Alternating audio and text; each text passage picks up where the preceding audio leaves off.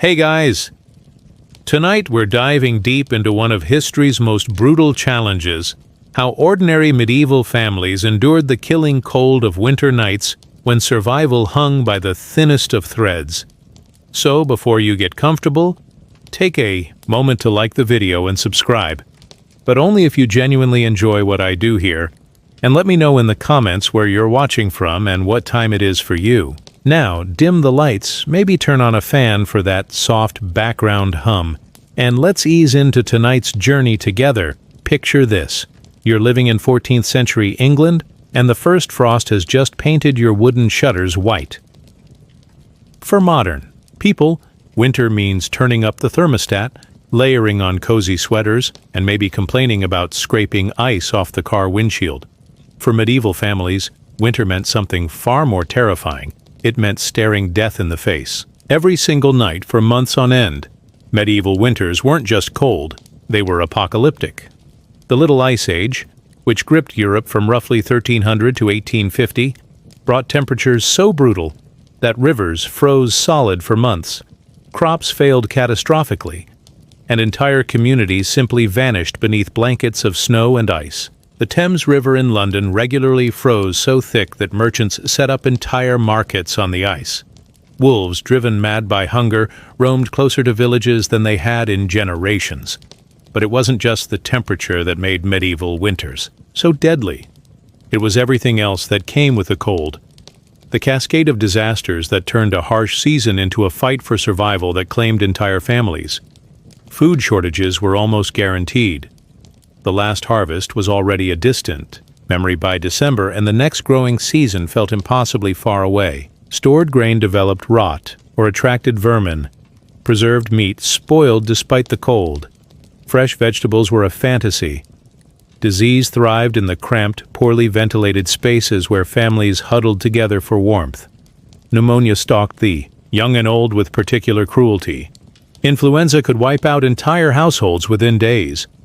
Tuberculosis, that medieval killer, found perfect conditions in the weak, malnourished bodies of winter survivors. And always, there was the cold itself. Frostbite that blackened fingers and toes, hypothermia that stole consciousness, and life with quiet efficiency. The psychological toll was perhaps just as devastating as the physical hardships. Imagine spending 5 months of every year knowing that each sunset might be your last, that every night brought fresh perils, that morning light was never guaranteed.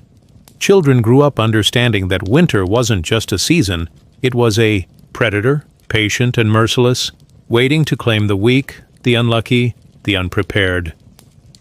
Consider the village of Wareham-Percy in Yorkshire, England. Archaeological evidence shows that this thriving medieval community was repeatedly devastated by harsh winters. Skeletal remains reveal signs of malnutrition, disease, and the physical stress of surviving multiple winter seasons. Some years, the village lost nearly a quarter of its population between October and March. Children under 5 had mortality rates that reached nearly 50% during the worst winters. The chroniclers of the time left us haunting records of these winter devastations. The Anglo-Saxon Chronicle describes winters where the frost was so severe that men might go over Thames on horseback.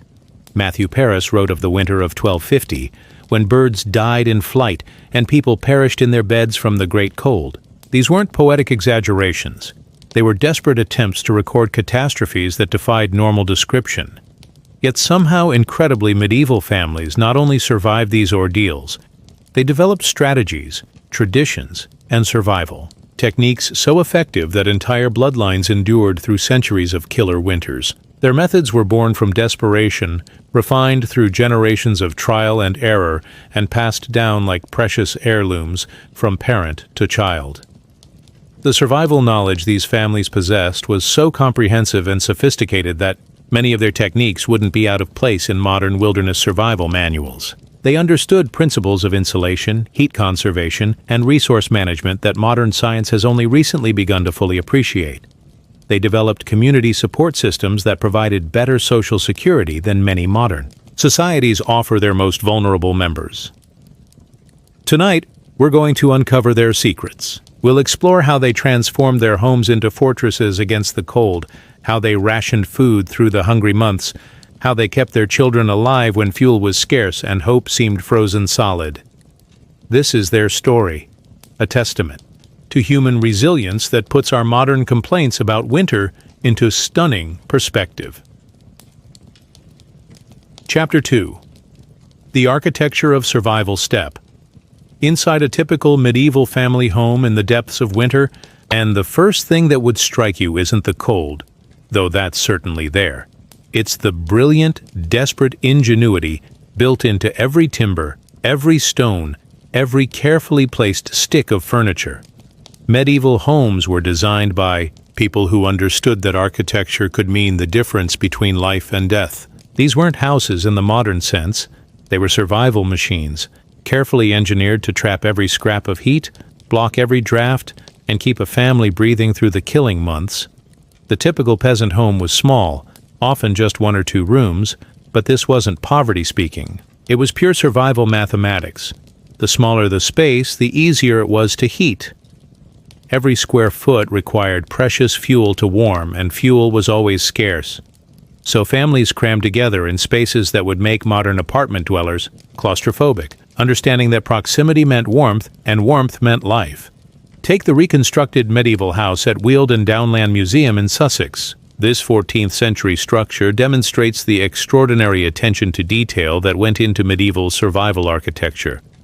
The walls, built using the standard wattle and daub construction, aren't just crude barriers against the elements. They're sophisticated insulation systems designed by people who understood thermal dynamics centuries before the science was formally developed. The wooden frame, made from locally sourced oak or ash, was designed to flex slightly in strong winds rather than break. Between these wooden posts, builders wove branches, reeds, or thin strips of wood in complex basket-like patterns. This wattle provided the structural foundation for the daub, a mixture of mud, straw, animal hair, and yes, animal dung that was plastered over the woven framework. Modern thermal imaging of reconstructed medieval walls reveals that this seemingly primitive construction actually created remarkably effective insulation. The multiple air pockets trapped within the daub provided thermal barriers comparable to modern insulation materials. The animal dung, while certainly not pleasant to modern sensibilities, contained natural fibers and oils that helped seal microscopic cracks and repel moisture. But the walls were only the beginning of medieval survival architecture. Windows were tiny, if they existed at all. Glass was a luxury so rare that even minor nobles often went without it. Instead, families covered window openings with oiled cloth that had been treated with animal fat to make it translucent and weather-resistant. Alternatively, they used animal skins. Pig bladders were particularly prized because they could be scraped so thin they were almost transparent while still keeping out wind and rain. Some homes had no windows at all, just carefully designed, openings that could be sealed completely during the worst weather. Wooden shutters weren't just protective barriers, they were integral parts of the heating system. Thick oak shutters could add several degrees to the interior temperature simply by eliminating drafts and creating dead air spaces that trapped warmth. The roof was another marvel of practical engineering that reveals the sophisticated understanding medieval builders had of thermal dynamics. Thatch, made from straw, reed, heather, or other dried plant materials, was laid in layers that could be 2 feet thick or more. This created an insulating blanket that was extraordinarily effective at retaining heat. The steep pitch of medieval roofs served multiple survival purposes. Rain and melting snow would run off quickly, preventing water damage that could destroy the home's thermal properties. But perhaps more importantly, the steep pitch allowed snow to accumulate and remain on the roof throughout the winter, creating an additional insulating layer that could add significant thermal protection to the home's interior. Archaeological evidence from sites like Mucking in Essex shows that medieval builders understood the importance of thermal mass for heat storage. Stones, clay, and other dense materials were strategically placed near heating sources to absorb warmth during the day and release it slowly throughout the night. Some homes featured stone or clay platforms near the hearth that served as both seating and thermal batteries. Inside, every piece of furniture served multiple purposes in the survival ecosystem. Heavy wooden chests weren't just storage. They were windbreaks, room dividers, and extra seating around the fire. These chests were often placed strategically to create smaller micro-environments within the already small home, allowing families to concentrate their limited heating resources more effectively. Beds were often box-like structures with thick curtains that could be drawn closed, creating a small, warm micro-environment within the already small house. These bed curtains weren't just for privacy. They were crucial survival equipment. Made from heavy wool or multiple layers of fabric, they trapped body heat and created sleeping spaces that could be 10 or 15 degrees warmer than the rest of the house.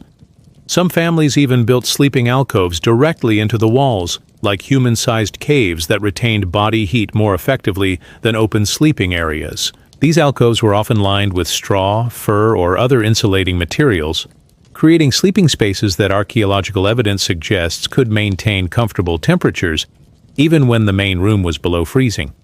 The floor was, perhaps, the most ingenious element of medieval survival architecture.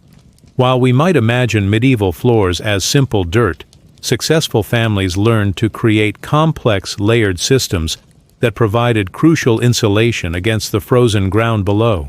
Archaeological excavations at sites like Goltho in Lincolnshire reveal sophisticated floor construction that demonstrates advanced understanding of ground insulation principles. First, builders would compact the earth and add layers of stones for drainage, preventing ground moisture from seeping up into the living space. Over this foundation, they laid thick layers of straw, rushes, or dried grass that served as the primary insulation barrier against the frozen ground. On top of the insulating layer, families spread more straw or rushes that could be changed regularly to maintain cleanliness and prevent pest infestations. Some families even created raised sleeping platforms using planks or bundles of straw, lifting their beds several inches off the floor where the coldest air settled. This simple elevation could mean the difference between waking up with all your toes and waking up with frostbite. Evidence from medieval sites shows that families who understood this principle had significantly better survival rates during harsh winters. But perhaps the most brilliant adaptation was the family's relationship with their animals. Successful medieval families didn't just live near their livestock, they lived with them. Archaeological evidence from across medieval Europe shows that during the worst cold snaps, cows, goats, pigs, and chickens weren't kept in separate barns. They were brought inside, sometimes separated from the human family, by nothing more than a low wooden partition. This wasn't just about protecting valuable animals, though that was certainly important. It was about harnessing their body heat as part of an integrated survival system. A single cow generates approximately 1,500 to 2,000 BTUs of heat per hour, about as much as 5 or 6 humans. A small flock of chickens clustered together could warm a room significantly. The family and their animals became a cooperative heating system, each species contributing to the collective warmth that kept everyone alive. The layout of these integrated living spaces reveals sophisticated understanding of air circulation and heat distribution. Animals were typically placed on the downhill side of the house, where their body heat would naturally rise toward the human living areas. Partitions between animal and human spaces were designed with gaps at the top to allow warm air to circulate, while preventing direct contact between species. The smell, by modern standards, would have been overwhelming, but medieval families developed what we might call survival noses. They learned to ignore odors that would send us running, understanding that the alternative to sharing space with aromatic animals was freezing to death in splendid but deadly isolation. This architectural wisdom wasn't written in books or taught in formal schools. It was passed down through generations of hard-won experience, each family adding their own innovations, their own solutions to the eternal problem of staying warm when the world outside wanted to kill you. Master craftsmen would teach apprentices not just how to build structures, but how to build survival systems that could keep families alive through the deadliest seasons. The most successful medieval builders understood that they weren't just constructing houses. They were creating life support systems that had to function perfectly for months at a time under extreme conditions. Their work represents some of the most sophisticated survival engineering in human history, developed by people who understood that architectural failure wasn't just inconvenient, it was fatal. Chapter 3. The Sacred Fire, Heart of Medieval Life. In the center of every medieval home, literally and figuratively, burned the most important thing in the family's universe: the fire. Not just any fire, but the fire. The eternal flame that meant the difference between life and death. The glowing heart around which everything else revolved. Understanding the medieval relationship with fire requires us to completely rethink our modern assumptions. Today, fire is convenient, controllable, and instantly available at the flick of a switch or strike of a match.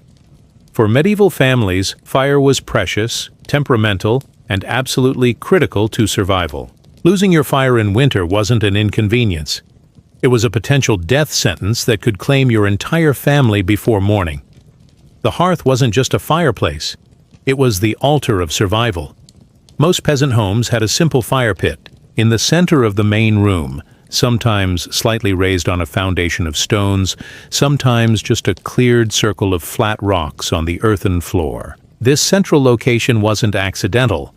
It was the result of centuries of experimentation that proved central fires provided the most efficient heat distribution throughout the limited living space.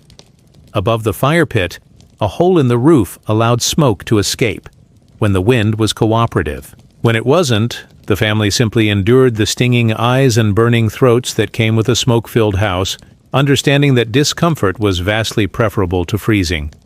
Some houses had primitive chimneys, but these were luxury items that most families couldn't afford.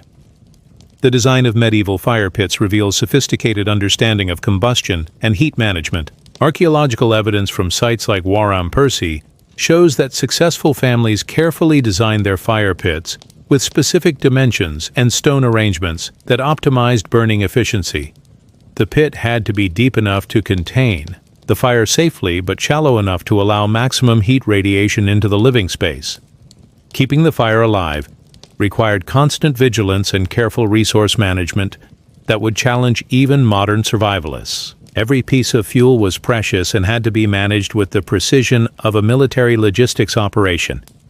Families collected deadwood throughout the summer and fall, storing it in every available space. They gathered dried animal dung, which burned surprisingly well and produced steady, long-lasting heat. They hoarded every scrap of burnable material: broken furniture, worn-out clothing, old shoes, anything that would feed the flames. But wood and dung weren't the only fuels in the medieval fire management arsenal. Families burned peat when they could get it, compressed organic matter that smoldered slowly and steadily, providing consistent heat for hours with minimal attention. They burned bones left over from meals, which produced intense heat and burned for a remarkably long time. Large bones from cattle or horses were particularly prized because they could burn for an entire night. Even more ingeniously, families learned to burn stones, not as fuel, but as heat storage devices. Large stones placed in the fire would absorb tremendous amounts of heat during the day and continue radiating warmth long after the flames died down. Archaeological excavations have found stones that show clear evidence of repeated heating, indicating that medieval families understood and regularly used this thermal storage technique. The art of fire management was passed down like sacred knowledge from generation to generation. Children learned early how to bank a fire for the night, carefully arranging coals and covering them with a precise layer of ash to keep them alive but controlled until morning. This was delicate work that required understanding the fire's needs for oxygen, the right type of ash, and the proper arrangement of coals. They learned to read the fire's mood like experienced diagnosticians, understanding when it needed more air, more fuel, or careful tending to keep it from dying or spreading out of control.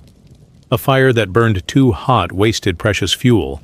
A fire that burned too cool provided insufficient warmth and was in danger of dying. The perfect fire burned steadily, efficiently, and safely for maximum heat output with minimum fuel consumption. Fire starting was a skill that could literally save your life. Medieval families used flint and steel, striking sparks onto carefully prepared tinder, dried moss, charred cloth, or specially prepared punk wood that had been charred in previous fires specifically to create tinder for future fires. Getting that first spark to catch required patience, skill, considerable luck, and materials that had to be kept absolutely dry in damp medieval conditions. Many families maintained relationships with neighbors specifically for fire borrowing. If your fire died, you could take a burning branch or glowing coal from a friend's hearth. But this required that someone in the community always keep their fire burning, creating informal networks of firekeepers who took turns maintaining community fire sources during the most dangerous periods.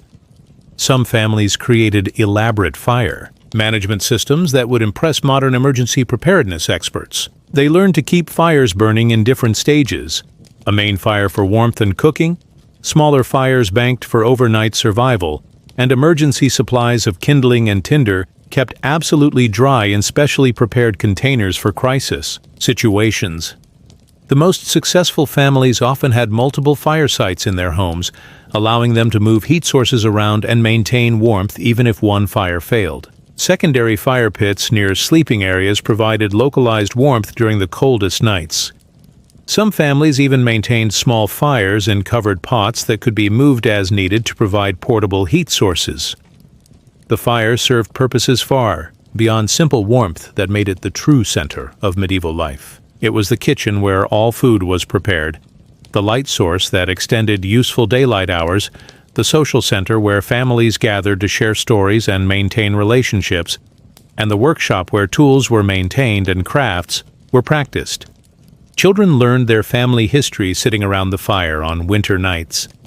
Parents taught essential skills by firelight: sewing, tool maintenance, and the countless small crafts that kept medieval families functioning. Couples shared intimate moments in the warm glow that pushed back the deadly darkness outside, creating bonds that were strengthened by shared survival experiences. Fire was also protection against more than just cold.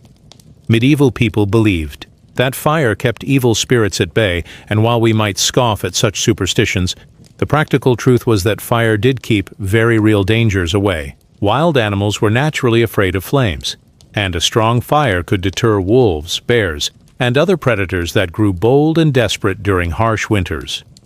The psychological importance of fire cannot be overstated in understanding medieval winter survival.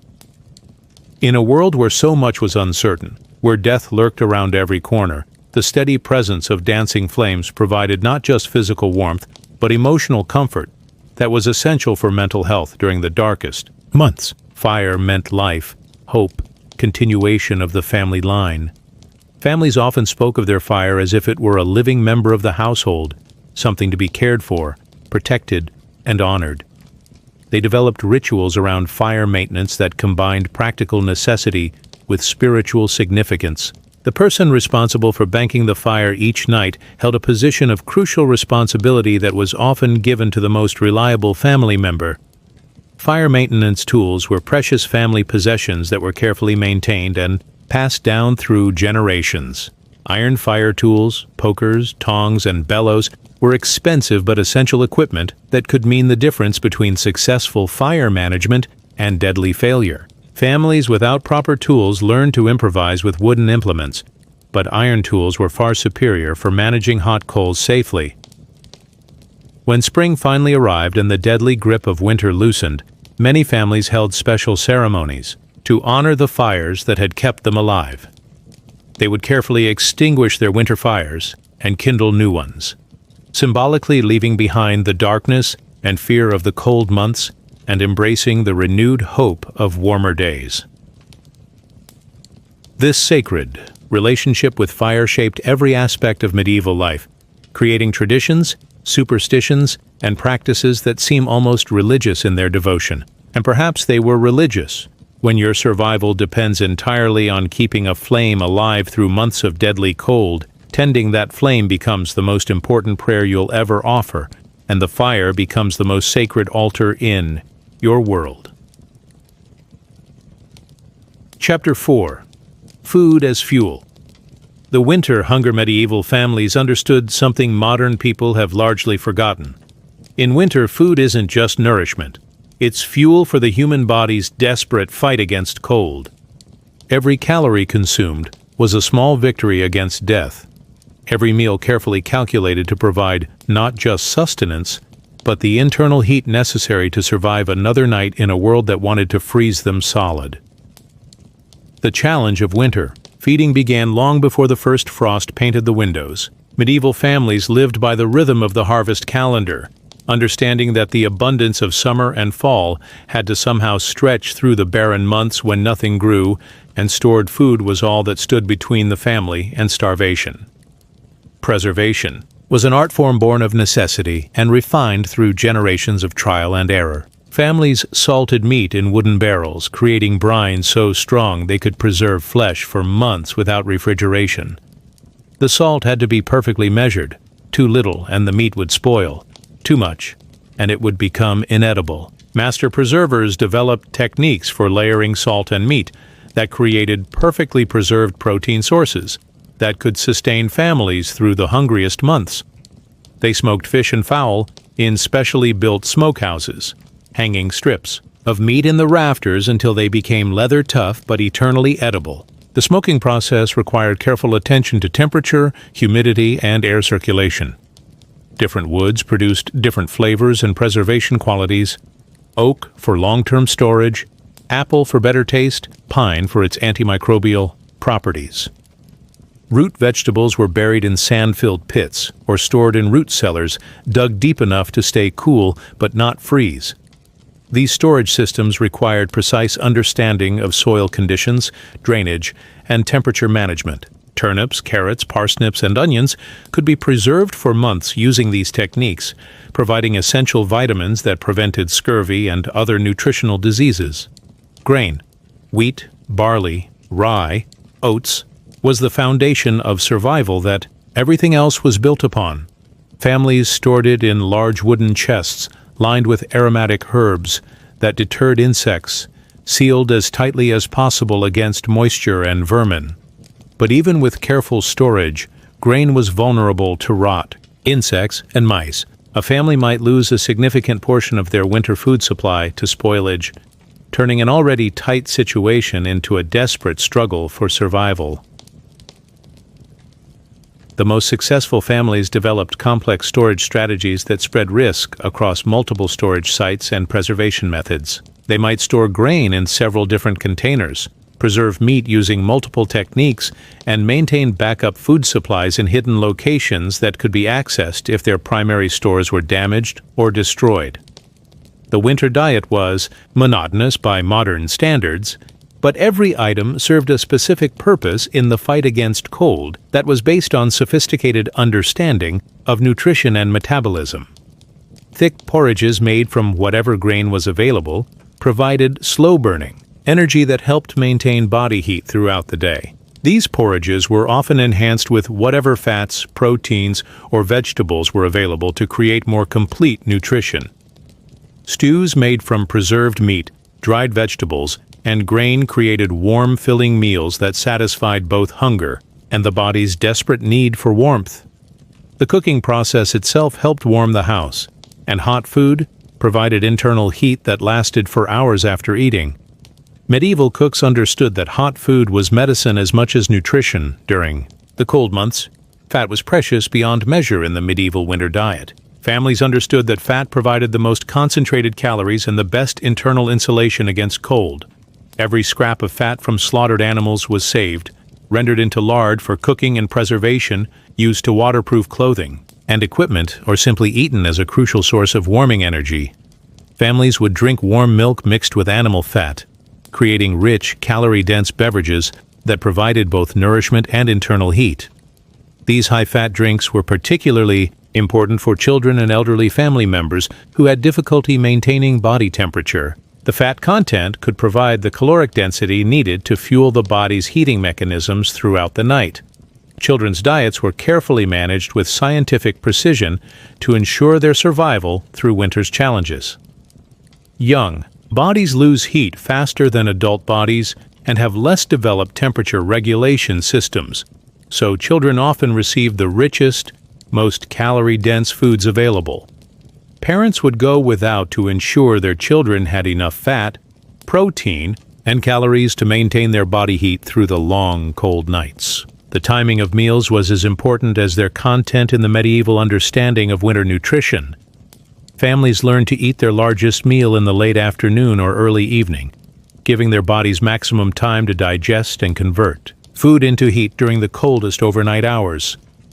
They discovered that going to bed on a full stomach meant sleeping warmer, as the digestive process generates significant body heat.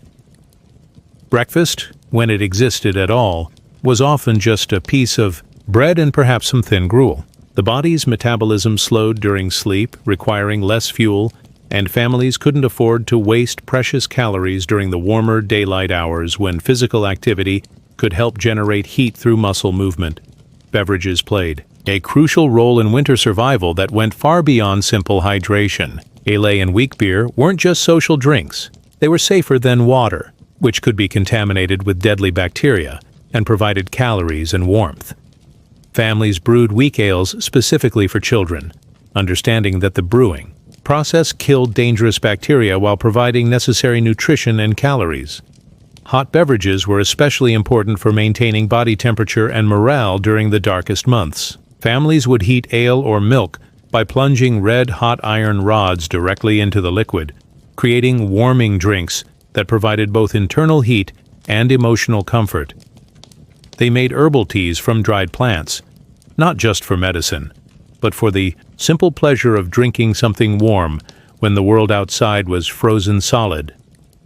The preparation of hot drinks was often a communal activity that served social and psychological purposes beyond nutrition. Family members would take turns heating beverages and sharing them around the fire, creating moments of warmth and connection that helped maintain family bonds during the isolation of winter months. But winter food wasn't just about survival nutrition. It was about maintaining morale during the darkest months when hope seemed as frozen as everything else.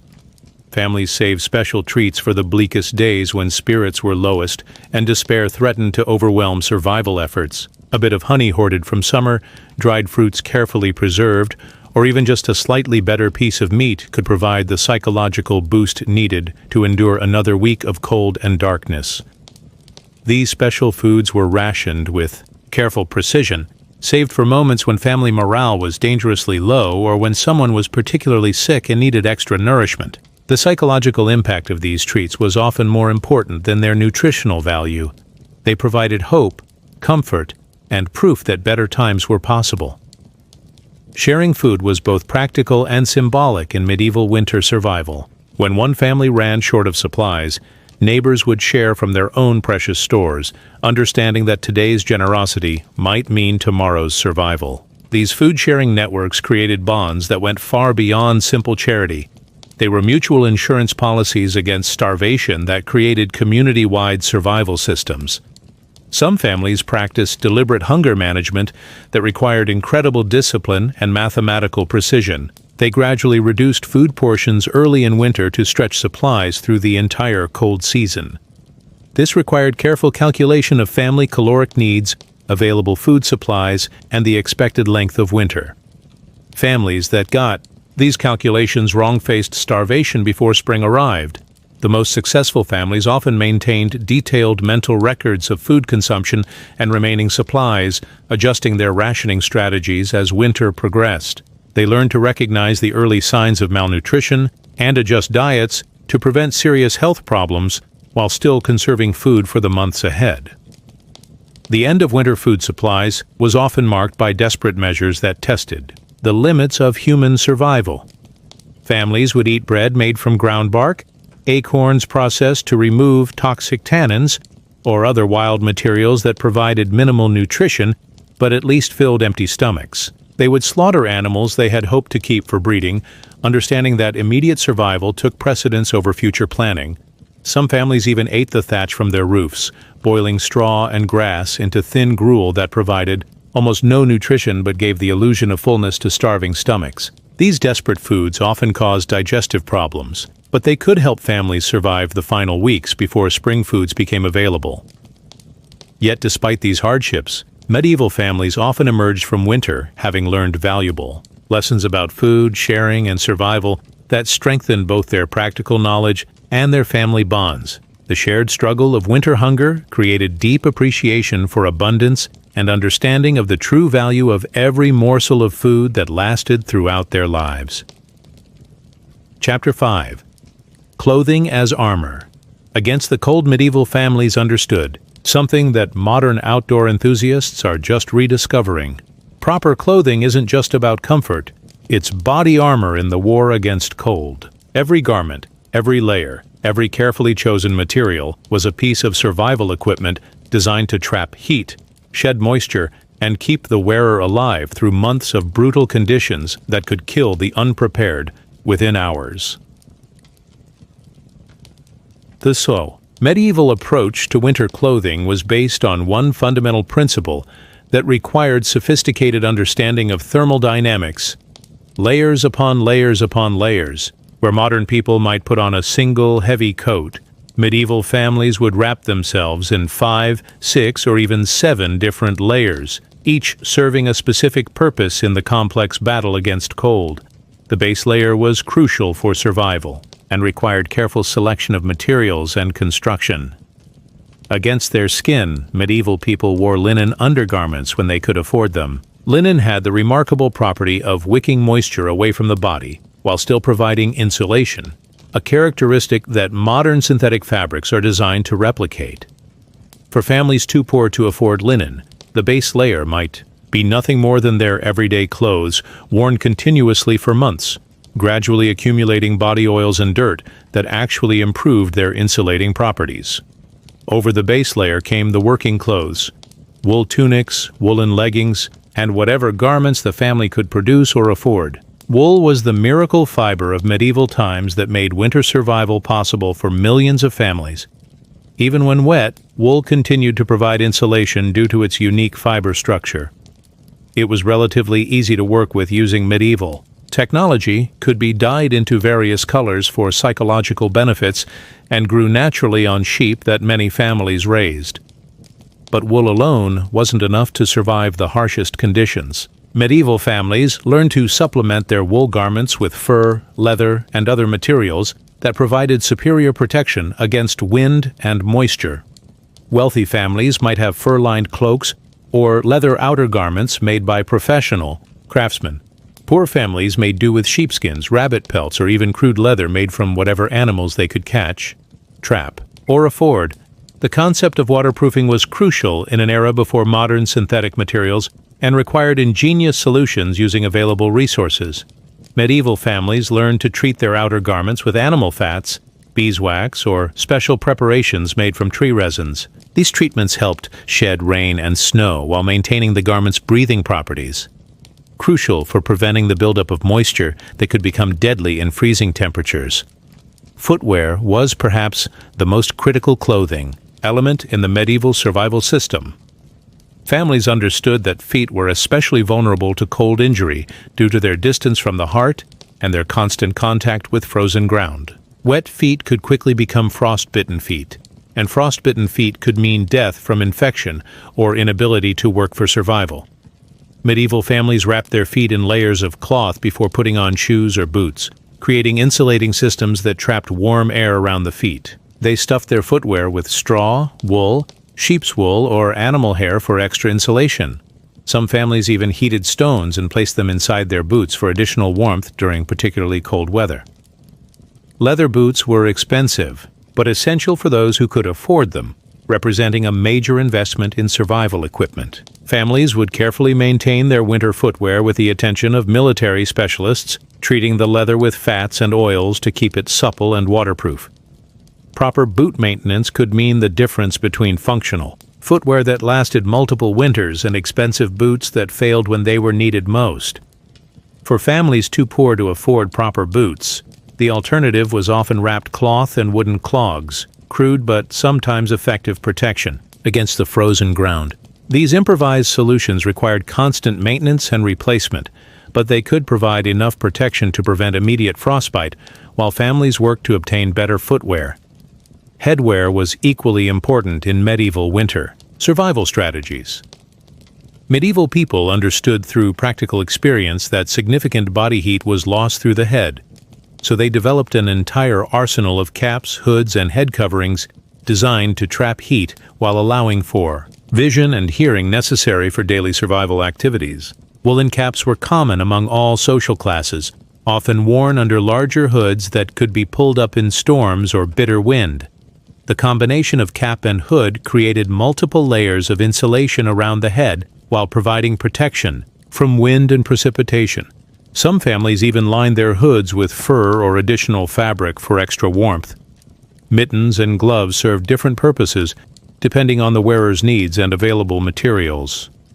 Mittens kept fingers warmer by allowing them to share heat, while gloves provided better dexterity for necessary work. Many families made fingerless gloves that protected the hands while allowing for fine motor control when working with tools, caring for animals, or performing other tasks essential for survival. The wealthy had access to imported furs, fine wool, and even silk for their winter clothing, creating elaborate layering systems that provided superior protection against cold.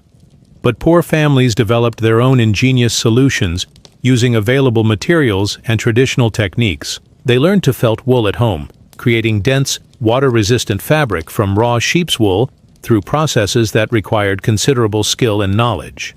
They trapped and skinned small animals to create crude but effective fur linings for their garments. Rabbit, squirrel, and other small fur-bearing animals could be caught using simple traps and processed into warm linings for cloaks, boots, and other clothing items.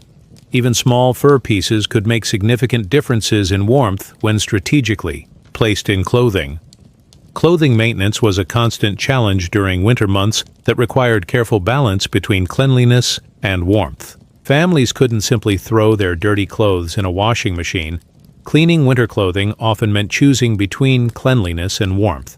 Washing clothes in winter required heating large amounts of water, which consumed precious fuel, and then drying the clothes, which was often impossible in cold, damp conditions.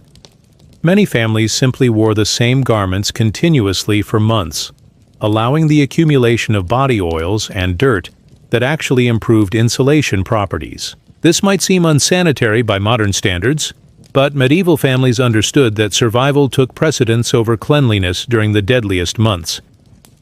Mending and patching were essential skills that every family member learned as a matter of survival. A torn cloak or damaged boot could mean the difference between survival and death, so everyone from children to grandparents learned basic sewing and repair techniques. Families saved every scrap of fabric, every piece of leather, every bit of fur, understanding that these materials might be needed for emergency repairs during the coldest months.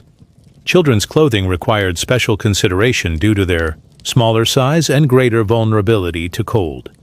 Young bodies lose heat faster than adult bodies, so children often wore proportionally more layers than their parents. Families would wrap children in multiple blankets, furs, or heavy cloaks when venturing outside, creating small, mobile bundles of insulation that could protect young lives during brief trips outdoors. Children's winter clothing was often made oversized to allow for growth and to provide extra space for insulating layers. Families couldn't afford to replace children's winter gear frequently, so garments were designed to be adjustable and durable. Hand-me-down winter clothing was carefully maintained and modified as it passed from child to child. The psychological aspect of winter clothing was as important as the physical protection it provided. Bright colors, decorative elements, or special ceremonial garments helped maintain morale during the darkest months when depression and despair could be as deadly as cold. Some families saved their best clothing for special winter celebrations, understanding that looking good could help people feel better during the most challenging times. Sleeping clothing was often different from daytime wear, reflecting sophisticated understanding of different thermal needs during active and resting periods. Families understood that different garments were needed for active warmth generation versus passive heat retention during sleep. Some families wore lighter clothing to bed, relying on blankets and shared body heat for warmth. Others wore heavy sleeping gowns designed specifically for overnight warmth retention. The end result was that well-dressed medieval families looked more like walking bundles of fabric than recognizable human forms. But this strange appearance was the visual signature of survival expertise, proof that the wearer understood the deadly serious business of staying warm when the world outside wanted to freeze them solid. Their layered, bulky appearance was the uniform of winter survival, and it worked well enough to keep millions of families alive through centuries of killer winters. Chapter 6. Children in winter's grip. Medieval children faced winter with a vulnerability that modern parents can barely imagine. Their smaller bodies lost heat faster than adults, their immune systems were less developed, and their survival depended entirely on their family's ability to protect them against a season that showed no mercy to the young and innocent. The infant mortality rate during winter months was staggering by modern standards. Historians estimate that in harsh winters, up to 30% of babies born during the cold months might not survive to see spring. These weren't just statistics in medieval record books. They were family tragedies that shaped how medieval parents approached the entire challenge of raising children during the deadly season. Keeping babies warm required constant creativity and vigilance that demanded round-the-clock attention from family members. Medieval mothers had no heated nurseries, no warm baby bottles, no electric blankets or modern heating systems. Instead, they relied on the most fundamental technology, available their own body heat. Mothers often carried infants against their skin, creating human incubators that provided both warmth and nourishment. This skin-to-skin contact wasn't just emotional bonding, it was life-saving medical treatment. Modern science has confirmed that direct skin contact helps regulate infant body temperature, heart rate, and breathing patterns. Medieval mothers discovered these benefits through practical experience, understanding that babies who stayed close to warm adult bodies had better survival rates during cold weather. Swaddling took on life-or-death importance during winter months that went far beyond simple childcare techniques. Babies were wrapped in multiple layers of cloth, creating small, warm bundles that helped retain body heat while preventing dangerous heat loss through movement. These swaddling clothes were often lined with fur, wool, or other insulating materials that families could afford or obtain.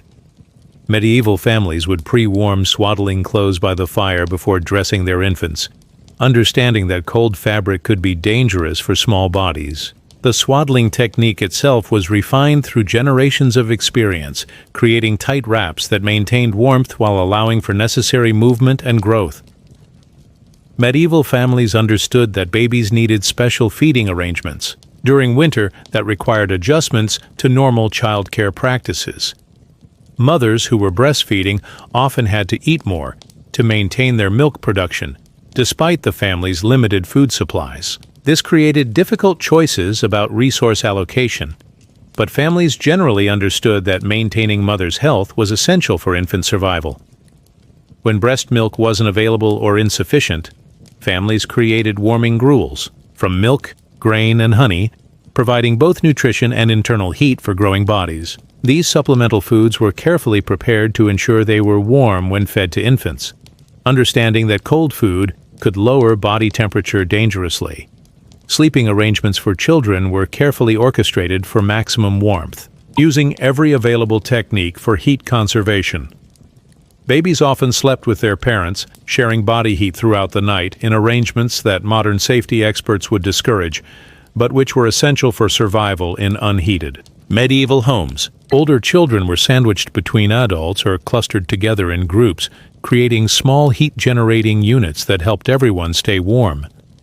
Family beds were often large structures designed to accommodate multiple people, with thick curtains that could be drawn close to create warm, sleeping spaces within the larger cold room.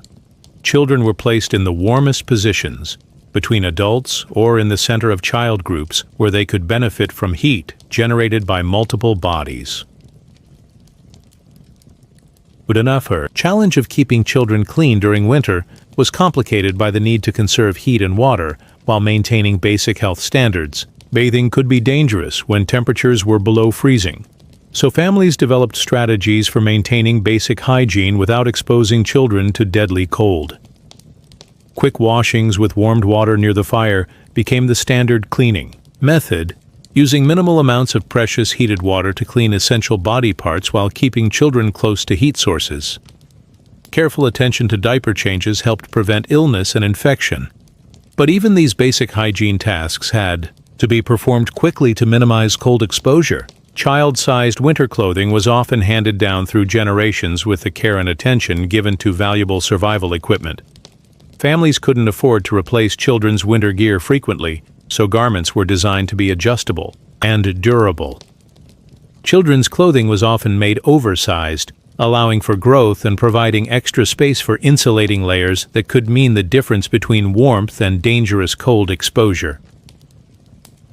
The construction of children's winter clothing required special techniques that accounted for their greater vulnerability to cold. Extra padding around extremities, additional layers around the torso, and special attention to head and neck protection were standard features of well-made children's winter wear.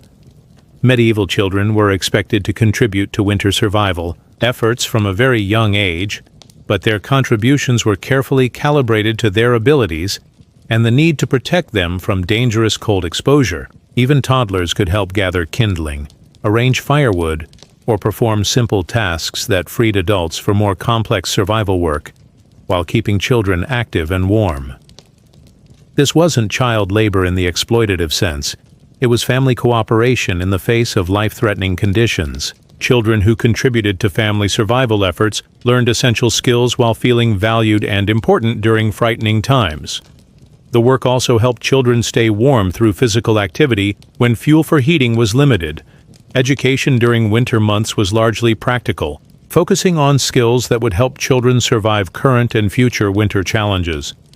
Children learned essential survival skills by watching and helping their parents.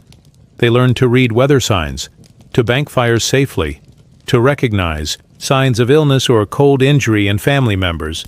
These weren't formal lessons. They were life skills transmitted through daily survival activities.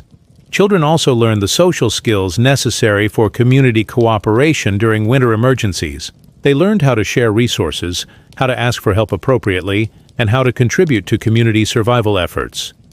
These social skills were often more important than technical skills for ensuring survival in communities where mutual aid was essential.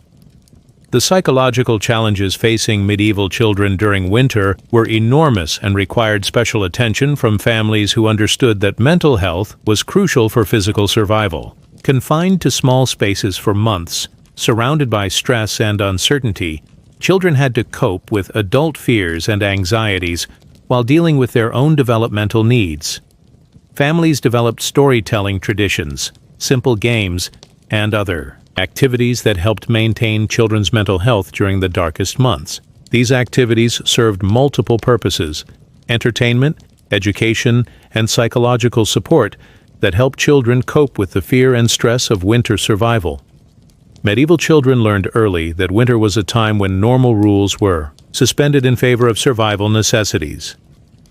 Children who were usually expected to be obedient and quiet were allowed more freedom around the fire, where warmth took precedence over discipline. Families understood that survival sometimes meant relaxing social expectations in favor of practical necessities. However, children also learned strict safety rules that were enforced with life-or-death seriousness. Fire safety, staying close to home, and recognizing danger signs were taught as absolute requirements that could never be violated. These weren't arbitrary restrictions. They were survival protocols that could save young lives.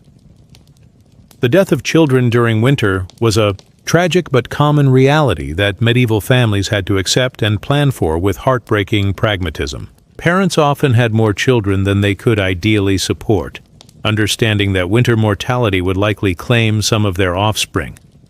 This wasn't callousness. It was pragmatic recognition of harsh realities beyond their control. Some families practiced a form of triage during the worst cold spells, focusing their limited resources on the children most likely to survive. This made terrible sense from a survival perspective, even though it required parents to make unthinkable choices about which children received the warmest clothes, the most food, or the safest sleeping spots. Children who survived multiple medieval winters often developed remarkable resilience and practical skills that served them throughout their lives. They learned to tolerate discomfort, to work cooperatively under stress, and to find joy and play even in difficult circumstances. These childhood experiences created adults who were well equipped to handle the challenges of medieval life and to pass survival knowledge on to the next generation. The approach to child discipline during winter often focused on safety rather than obedience, recognizing that survival took precedence over normal behavioral expectations. Children were taught strict rules about fire safety, about staying close to home, about recognizing and reporting signs of danger. These weren't arbitrary restrictions, they were survival protocols that could save young lives. Medieval families often celebrated children who successfully survived their first few winters, recognizing these achievements as significant milestones worth honoring. These small survival celebrations were marked with special treats, extra attention, or small ceremonies that recognized the child's growing resilience and the family's relief at having protected another young life through the deadly season. The bond between medieval parents and children was often intensified by the shared struggle of winter survival. Parents and children who endured months of cold, hunger, and fear together developed relationships based on mutual dependence and survival cooperation. These bonds often lasted lifetimes, creating family loyalties that went far beyond normal emotional attachments and provided the foundation for strong family survival systems that could endure multiple generations of winter challenges. Chapter 7. Community. Networks of survival. Medieval winter survival wasn't a solitary struggle.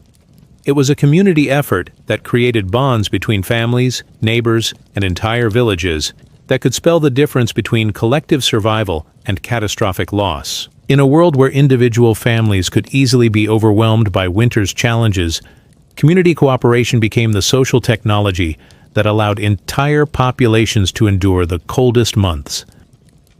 The concept of mutual aid wasn't charity in the modern sense. It was insurance, practical and essential. Every family understood that helping their neighbors through a crisis meant creating obligations and relationships that might save their own lives when disaster struck their household. These weren't formal contracts written on parchment, but understood social bonds that created networks of survival spanning entire communities. Fuel sharing was one of the most critical forms of community cooperation that could mean the difference between life and death for struggling families. Families that had collected more firewood than they immediately needed would share with neighbors who had fallen behind in their preparations due to illness, injury, or simple misfortune. In return, they might receive food, labor, or other forms of assistance during their own times of need. Some communities organized communal wood-gathering expeditions where entire villages would work together to collect fuel for the collective survival of all families. These expeditions were carefully planned to maximize efficiency while ensuring that every family received adequate fuel supplies. The shared labor also created opportunities for community bonding and information sharing that strengthened social networks. Food-sharing networks operated on similar principles of mutual insurance and community survival. Families with successful harvests shared with those who had experienced crop failures, understanding that starvation in one household could lead to disease, desperation, and social breakdown that would affect everyone. Communities often maintained common stores of emergency food that could be distributed during the worst shortages. These community food stores were managed according to complex social agreements that balanced individual family needs with community survival requirements. Families contributed to common stores during good years and drew from them during emergencies, creating community-wide insurance systems that provided security without requiring formal monetary economies. The practice of winter visiting created social networks that served multiple survival purposes beyond simple social interaction. Families would regularly visit each other during the coldest months, sharing news, resources, and social support. These visits weren't just social calls. They were welfare checks that ensured no family was quietly dying of cold, hunger, or illness without the community's knowledge. Winter visiting also served important psychological functions that were essential for community mental health. The social interaction helped prevent the depression and despair that could be as deadly as cold or starvation. Families that maintained regular contact with neighbors had better survival rates than isolated families, partly due to practical assistance, but also due to the mental health benefits of social connection. Religious institutions played crucial roles in community survival, networks that extended far beyond spiritual guidance. Churches and monasteries often maintained emergency supplies of food and fuel that could be distributed to families in crisis. More importantly, they served as communication centers, where information about community needs, available resources, and survival strategies could be shared among families. Religious leaders often coordinated community survival efforts, organizing resource sharing and mutual aid activities. They maintained knowledge about which families were struggling and which had surplus resources, helping to connect families in need with families able to provide assistance. This coordination was essential for efficient resource distribution during emergencies. Skilled craftsmen became community resources during winter months when their specialized knowledge could be shared for collective benefit. A family with metalworking skills might repair tools and implements for their neighbors in exchange for food or fuel. Families with textile skills might weave or sew clothing for others. These skill exchanges created economic networks that helped everyone survive, while maintaining the specialized knowledge that made communities more resilient. Medical knowledge was another crucial community resource that was shared during winter months when professional medical care was unavailable. Families with experience treating cold injuries, respiratory illnesses, or other winter-related health problems would share their knowledge and sometimes their remedies with neighbors who needed help. In an era before professional medical care, this community health knowledge was often the only treatment available. Childcare sharing was another essential community survival strategy that allowed families to pool their limited resources more effectively. Families would often combine their children into larger groups during the coldest weather, concentrating limited heating resources while ensuring that multiple adults were available to supervise and protect the young. This also allowed parents to take turns performing dangerous or labor-intensive tasks without leaving children unattended. Community warning systems helped families prepare for and respond to extreme weather events that could overwhelm individual family preparations. Experienced weather watchers would share their predictions with neighbors, allowing families to make last-minute preparations for severe storms or cold snaps. These informal meteorology networks could provide crucial advance warning that saved lives and property. Some communities organized collective work projects during winter months that served multiple survival purposes while maintaining community cohesion. Building repairs, equipment maintenance, and other tasks could be accomplished more efficiently with group labor, while the work itself helped people stay warm and active during the coldest weather. These work parties also served important social functions, maintaining community bonds during months of enforced isolation. Emergency response protocols developed organically in many communities as informal but effective systems for dealing with survival crises. When families failed to appear for regular social contacts or when smoke stopped rising from chimneys, neighbors would investigate and provide assistance. These informal welfare systems often meant the difference between quiet death from cold or illness and timely rescue that saved lives. The social pressure to participate in community survival networks was enormous, but so were the benefits for families that understood the importance of community cooperation. Families that isolated themselves or refused to participate in mutual aid systems often found themselves genuinely isolated when they needed help. Conversely, families that actively participated in community cooperation often received assistance that went far beyond what they had contributed. Trading networks extended beyond individual communities, connecting villages and towns through networks of mutual aid that could span considerable distances. Communities with surplus resources in one area might trade with communities that had different surpluses, creating regional networks of survival that helped balance resources across larger geographical areas. Conflict resolution became especially important during winter months when confined populations and survival stress could lead to disputes that threatened community cooperation. Many communities developed formal or informal systems for resolving conflicts quickly and fairly, understanding that social breakdown during winter could be fatal for everyone involved.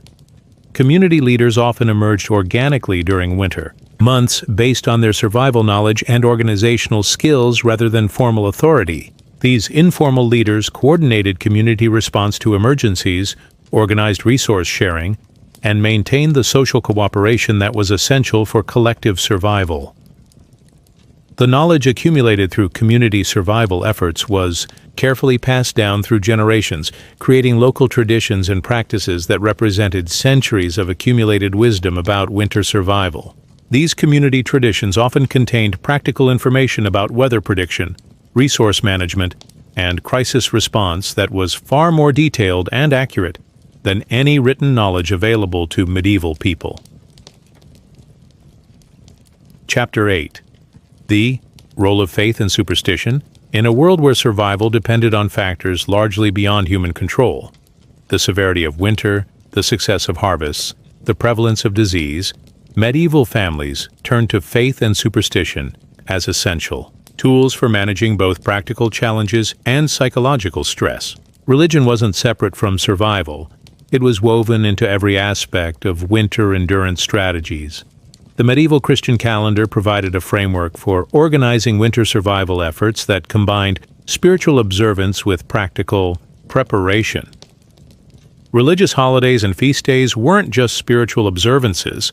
They were community events that helped to maintain morale and provided opportunities for sharing resources. Christmas, Twelfth Night, and other winter celebrations gave families reasons to pool their scarce resources for special meals and gatherings that strengthened social bonds during the darkest months. These religious celebrations served multiple survival functions beyond their spiritual significance. They provided focal points for community cooperation, occasions for sharing resources among families, and psychological relief from the constant stress of winter survival. The anticipation of religious holidays helped families maintain hope during the most difficult periods. Prayer and religious ritual served multiple survival functions that combined spiritual comfort with practical benefits. Morning and evening. Prayers provided structure and routine during months when normal work patterns were disrupted by cold and limited daylight. Religious services brought communities together in warm churches, providing both spiritual comfort and physical warmth that could be crucial for survival. Most importantly, faith provided psychological resilience in the face of circumstances that could easily overwhelm human endurance. The belief that suffering had meaning and purpose helped families endure hardships that might otherwise have led to despair and surrender. Religious faith provided hope that survival was possible and that better times would come. Medieval families believed that divine protection could be earned through proper religious observance, charitable behavior, and moral living. This belief system encouraged cooperation, mutual aid, and social behavior that actually improved community survival rates. Families that shared their resources with neighbors, helped the sick and elderly, and maintained good relationships with their communities were often rewarded with similar assistance when they needed it. Superstitious practices often contained practical survival wisdom disguised as magical thinking that had been refined through generations of experience. Rituals for predicting weather, for example, were often based on careful observation of natural signs that had been tested and refined over centuries. The superstition gave the practice cultural authority and ensured its transmission, while the underlying observations provided useful information for survival planning. Weather prediction superstitions often contained remarkably accurate practical information about seasonal patterns and storm warnings. Observations about animal behavior, cloud formations, wind patterns, and other natural signs were preserved in superstitious practices that provided advance warning of dangerous weather conditions. Protective charms and religious Artifacts served important psychological functions during the stress of winter survival that helped families maintain the mental strength necessary for physical survival. Families would bless their homes, their food stores, and their animals, creating a sense of divine protection that helped them cope with uncertainty and fear. Whether or not these blessings had supernatural power, they certainly provided emotional strength that helped families endure hardship.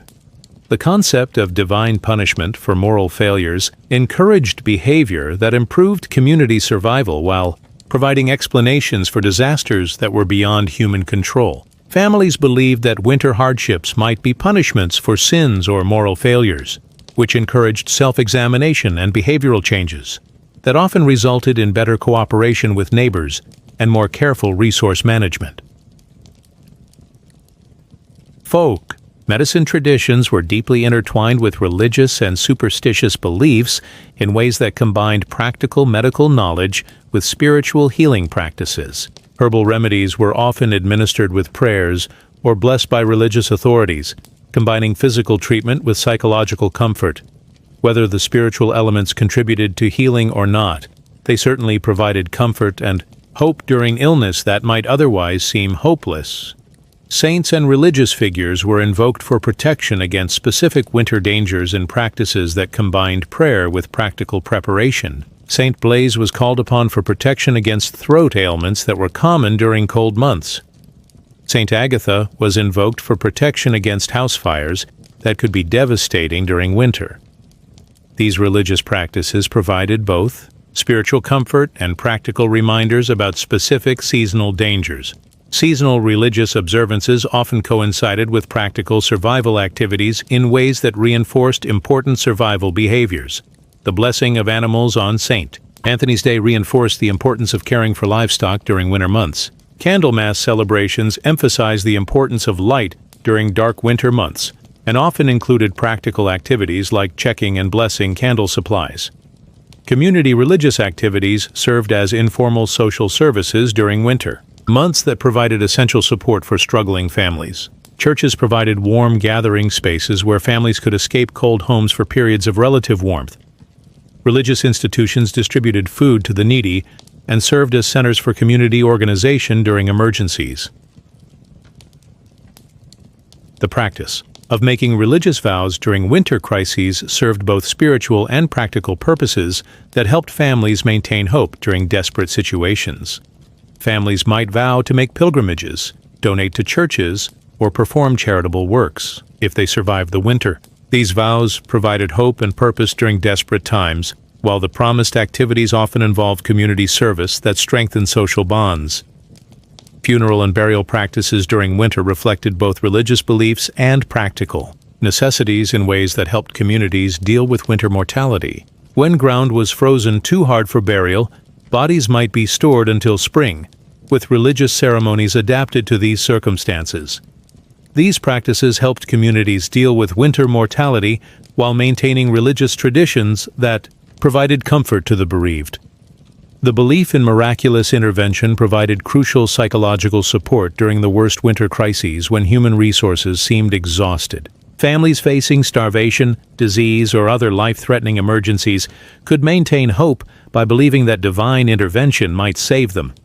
Whether or not miracles actually occurred, the belief in their possibility helped people persevere through circumstances that might otherwise have led to despair and surrender. Religious fasting and feast cycles often aligned with practical resource management needs in ways that helped communities stretch limited supplies through winter months. Religious observances that required fasting helped communities stretch food supplies during scarce months, while feast days provided occasions for consuming special foods and celebrating community survival. The integration of faith and survival created cultural traditions that were passed down through generations, preserving both religious heritage and practical survival knowledge. These traditions helped maintain community identity and cohesion during the challenging winter months, creating social bonds that supported collective survival efforts while preserving important cultural knowledge for future generations. Chapter 9. Women's Wisdom. The invisible leaders. While medieval society was officially dominated by men, Winter survival often depended on knowledge, skills, and leadership provided by women whose contributions were both essential and largely unrecognized. By formal historical records, women were the invisible architects of family survival, managing complex household economies and survival strategies that kept their families alive through the coldest months.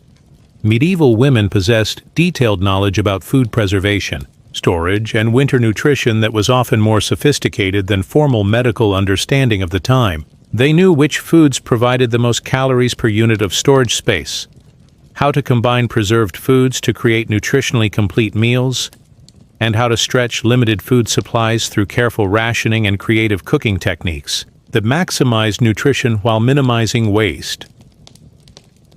Women's knowledge of food preservation techniques was passed down through generations of mothers and daughters, creating detailed understanding of salt curing, smoking, drying, and fermentation that enabled families to store food safely for months without refrigeration. This knowledge included understanding of seasonal timing, proper storage conditions, and signs of spoilage that could prevent food poisoning during times when medical care was unavailable. The management of household textile production was largely women's work, and this included creating and maintaining the clothing and bedding that could mean the difference between warmth and death during winter months. Women spun thread, wove cloth, sewed garments, and managed the complex process of creating winter clothing that provided adequate protection against cold and moisture while being durable enough to last through multiple winter seasons. Women's textile knowledge included understanding of different fiber properties, techniques for waterproofing fabrics, and methods for creating warm, durable clothing from available materials. They knew how to felt wool, how to line garments with fur, and how to create layered clothing systems that provided maximum warmth with minimum bulk. Women's medical knowledge was often extensive and practical, based on generations of experience treating winter-related illnesses and injuries. They knew how to prepare herbal remedies for respiratory ailments, how to treat frostbite and other cold injuries, and how to care for sick family members during months when professional medical help was unavailable or unaffordable. This medical knowledge included understanding of medicinal plants, proper preparation techniques for herbal remedies, and recognition of symptoms that indicated serious illness requiring immediate attention. Women often served as the primary healthcare providers for their families and communities, making life-or-death medical decisions based on traditional knowledge passed down through generations. The emotional management of family morale during winter months fell largely to women, who were expected to maintain hope and stability even when facing starvation, disease, or other life-threatening crises. Women organized celebrations, maintained family traditions, and provided the psychological support that helped families endure months of hardship and uncertainty. This emotional leadership required understanding of human psychology and group dynamics that enabled women to identify and address problems before they became serious threats to family survival. Women often served as mediators in family conflicts, organizers of morale-boosting activities, and providers of the emotional support that kept families functioning during the most stressful periods. Women often served as the primary managers of community social networks that were essential for winter survival. They maintained relationships with neighbors, organized mutual aid activities, and managed the complex social exchanges that allowed communities to share resources and support each other through crisis situations. These social management skills included understanding of reciprocity, conflict resolution, and community organization that enabled women to create and maintain the social networks that provided essential support during emergencies. Women often knew which families had surplus resources, which families were struggling, and how to organize appropriate assistance. Pregnancy and childbirth during winter months required special knowledge and skills that were almost exclusively held by women. Midwives and experienced mothers knew how to protect newborns from cold, how to maintain the health of pregnant and nursing mothers during months of food scarcity, and how to manage the complex challenges of bringing new life into the world during the deadliest season. This knowledge included understanding of prenatal care, safe delivery techniques, and postpartum care that could save the lives of both mothers and infants during times when professional medical care was unavailable. Women also understood the nutritional needs of pregnant and nursing mothers, and how to provide adequate nutrition during times of food scarcity. Women's role in managing household fuel supplies was crucial for survival and required detailed understanding of different fuel types and burning characteristics. They knew how to bank fires safely, how to manage different types of fuel for maximum efficiency, and how to maintain heat sources that kept families warm while conserving precious resources. This knowledge included understanding of combustion, principles, heat distribution, and safety procedures that enabled families to maintain adequate warmth while minimizing the risk of fires that could destroy homes and kill families. Women often served as the primary fire managers, taking responsibility for maintaining the fires that kept their families alive. The kitchen was women's domain, and during winter months it became the center of survival strategy that required sophisticated understanding of nutrition, cooking techniques, and resource management. Women knew how to create warming meals from limited ingredients, how to prepare foods that provided maximum nutrition and caloric density, and how to manage cooking fires that served multiple purposes simultaneously. Women's cooking knowledge included understanding of food combinations that provided complete nutrition, techniques for maximizing the caloric value of available foods, and methods for preparing foods that provided internal warmth as well as nutrition. They also understood how to use cooking processes to warm homes and how to prepare foods that would keep families warm throughout cold nights.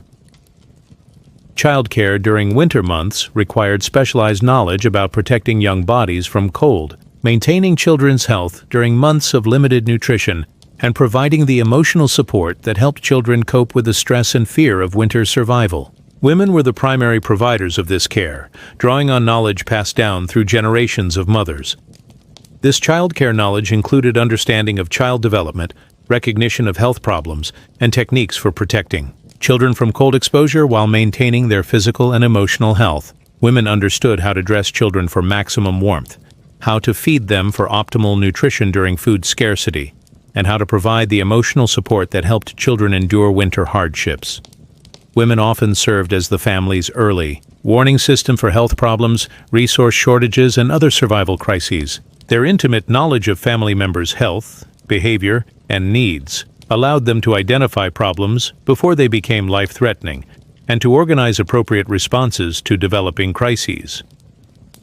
This diagnostic ability included understanding of normal versus abnormal behavior patterns, recognition of early signs of illness or malnutrition, and assessment of resource needs that enabled families to respond to problems before they became emergencies. Women's close attention to family members often meant the difference between early intervention and crisis response. The management of family relationships during the stress of winter confinement required diplomatic and organizational skills that were typically women's responsibility. Women mediated conflicts, organized household activities, and maintained the social harmony that was essential for family survival during months of forced proximity and high stress. These relationship management skills included understanding of conflict resolution, group dynamics, and stress management that enabled families to maintain cooperation during the most challenging periods. Women often served as the family coordinators who organized daily activities and managed interpersonal relationships that could otherwise become sources of dangerous conflict. Women's work in maintaining religious and cultural traditions during winter months provided the spiritual and cultural framework that helped families maintain hope and identity during the darkest times. They organized religious observances, maintained family traditions, and provided the cultural continuity that helped families endure hardship while maintaining their sense of identity and purpose. This cultural leadership included understanding of religious practices, traditional celebrations, and family histories that provided meaning and hope during difficult times. Women often served as the keepers of family traditions and cultural knowledge that helped maintain family identity and community connections during periods of isolation and hardship. The economic management of household resources during winter months required complex skills in budgeting, trading, and resource allocation that were often women's responsibility. Women knew how to stretch limited resources, how to identify good trades and opportunities, and how to manage the complex economics of survival during months when income was limited or non-existent. Women's economic knowledge included understanding of resource values, trading relationships, and budget management that enabled families to maximize the value of their limited resources. They often served as the family financial managers who made decisions about resource allocation and trading that could determine family survival. Women's knowledge about seasonal patterns, weather prediction, and natural signs was often more detailed and accurate than men's knowledge, since women's work required them to pay attention to subtle environmental changes that affected food preparation, textile work, and childcare. This knowledge was essential for timing survival activities and preparing for changing conditions. The informal leadership roles that women played in their communities often became more important during winter months, when formal authority structures were less relevant than practical knowledge and survival skills. Women who possessed essential knowledge or skills often became informal community leaders, providing guidance and support that helped entire communities survive the coldest months. Chapter 10. The Economics of Survival, Medieval Winter Survival, operated on economic principles that were radically different from modern market economies. Families had to manage scarce resources over months-long periods when income was minimal and expenses were literally matters of life and death. Understanding this survival economy reveals the sophisticated resource management strategies that medieval families developed to endure winter's challenges. The concept of winter budgeting began with the harvest and required families to calculate their resource needs across an entire cold season with mathematical precision that would challenge modern financial planners. Families had to estimate their fuel requirements, food consumption, and other survival needs while planning for emergencies and unexpected shortages. This wasn't simple arithmetic. It required understanding seasonal patterns, family health trends, and community resources that might be available in crisis situations. Successful families developed detailed mental accounting systems that tracked resource consumption and availability throughout the winter months. They understood concepts like resource depreciation, grain spoilage, wood decay, seasonal price variations, and opportunity costs that modern economists study formally. Their survival depended on accurate economic calculations that had to account for variables beyond their control. Storage represented both investment and risk management that required careful balance between resource security and resource accessibility. Families had to decide how much of their limited space and resources to dedicate to storing food, fuel, and other survival necessities. Too little storage meant running short during the worst weather. Too much storage meant dedicating resources to storage systems rather than immediate survival needs. The technology of storage, root cellars, grain bins, fuel sheds, represented significant capital investments that had to be maintained and protected. Families that invested in better storage systems had improved survival odds, but these investments required resources that might be needed for immediate consumption.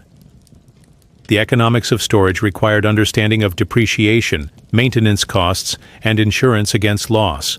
The medieval economy largely shut down during winter months, creating a situation where families had to survive for months without regular income while still facing significant survival expenses. This required careful cash flow management and the development of credit relationships with neighbors and merchants who might provide essential goods during emergencies.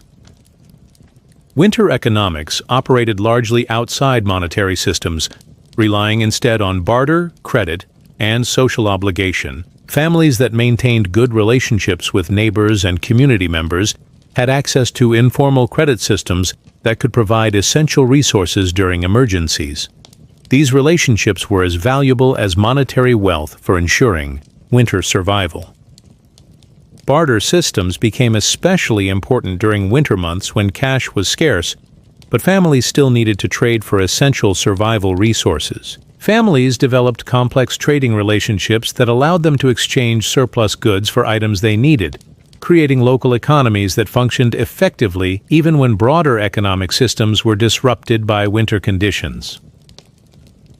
The barter economy required detailed knowledge of relative values, seasonal availability, and community needs that enabled families to make advantageous trades. Successful families understood which goods would be in demand during winter months and planned their production and storage accordingly. They also understood timing, when to trade, and when to hold resources for better opportunities.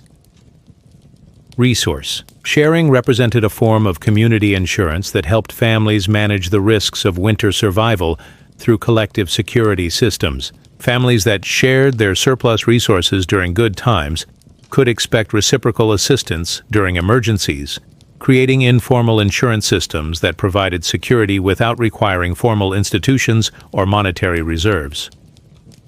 These sharing systems required complex social calculations that balanced immediate costs against future benefits.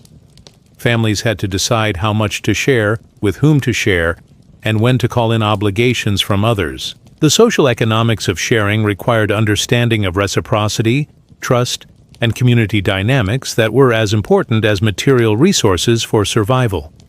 The labor economy changed dramatically during winter months, with families focusing on survival activities rather than productive work that generated income.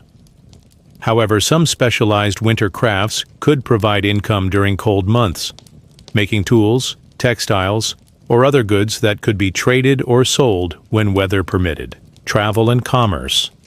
Winter labor often involved maintenance activities that preserved and improved family resources rather than generating new wealth. Families spent winter months repairing tools, maintaining buildings, and preparing for the next productive season.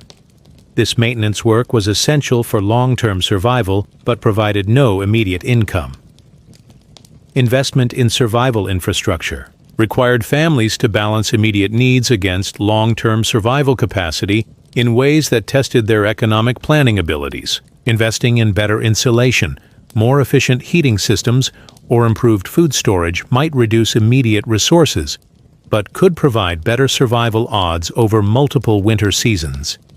These infrastructure investments required understanding of depreciation, maintenance costs, and return on investment that enabled families to make rational decisions about resource allocation. Families that made good infrastructure investments had better long-term survival prospects, but these investments required sacrificing immediate consumption during times when resources were already scarce. Emergency resource management required families to maintain reserves while also meeting daily survival needs in a delicate balance that required constant adjustment. Families had to decide when to use their emergency supplies and when to continue rationing regular resources, making complex decisions about risk management and resource allocation under conditions of extreme scarcity. Emergency planning required understanding of probability, risk assessment, and contingency planning that enabled families to prepare for various crisis scenarios. Families that maintained diverse emergency resources and flexible response plans had better survival odds than families that relied on single strategies or failed to plan for emergencies. Debt and credit relationships often extended across winter months, with families borrowing resources during emergencies and repaying these debts during productive seasons. Managing these relationships required understanding of interest, collateral, and the social obligations that made credit systems function in communities where formal legal enforcement was limited. Credit relationships were often based on social, trust, and community reputation rather than formal contracts or collateral. Families that maintained good reputations and honored their obligations had access to credit during emergencies, while families that defaulted on debts or violated community trust found themselves isolated during times of need. Theft and resource protection became economic factors during the most desperate winter periods, when survival desperation could overcome social norms. Families had to invest in security measures to protect their stored resources while also participating in community systems that discouraged theft through social pressure and mutual surveillance. The economics of security required balancing protection, costs against the value of stored resources, and the probability of theft. Families that invested too much in security might deplete resources needed for survival, while families that invested too little might lose everything to desperate neighbors. Community-based security systems often provided better protection at lower cost than individual family security measures. Children represented both economic assets and liabilities during winter months, in calculations that modern families would find heartbreaking. Young children consumed resources without contributing significantly to survival efforts, while older children could provide labor and assistance that improved family survival odds. Families had to make difficult decisions about resource allocation among family members based on their survival contributions and prospects. The economic value of children varied with their age, health, and abilities in ways that influenced family survival strategies. Families with many young children faced higher resource demands and greater survival challenges than families with older children who could contribute to survival efforts. These harsh economic realities influenced family planning and resource allocation decisions. Seasonal price variations affected families' ability to purchase survival resources, with prices for fuel, food, and other necessities often rising dramatically. During winter months, when supply was limited and demand was highest, families that could afford to purchase survival resources during harvest season, when prices were lower, had significant advantages over families that had to buy resources during winter emergencies. Understanding seasonal economics enabled successful families to time their purchases and trades to maximize value and minimize costs. They learned to buy fuel during summer when it was cheap and abundant, to trade surplus food during harvest when they had bargaining power, and to avoid purchasing necessities during winter when prices were highest. The informal economy of favors, assistance, and mutual aid operated parallel to formal economic systems and often provided more reliable support during winter emergencies than monetary wealth. Families invested time and resources in maintaining these relationships, understanding that social capital could be more valuable than monetary wealth during survival crises. Social economics required understanding of reciprocity, reputation, and community dynamics that enabled families to build and maintain networks of mutual support. Families that invested in social relationships often received assistance that far exceeded their direct contributions, while families that focused only on accumulating material wealth might find themselves isolated during emergencies.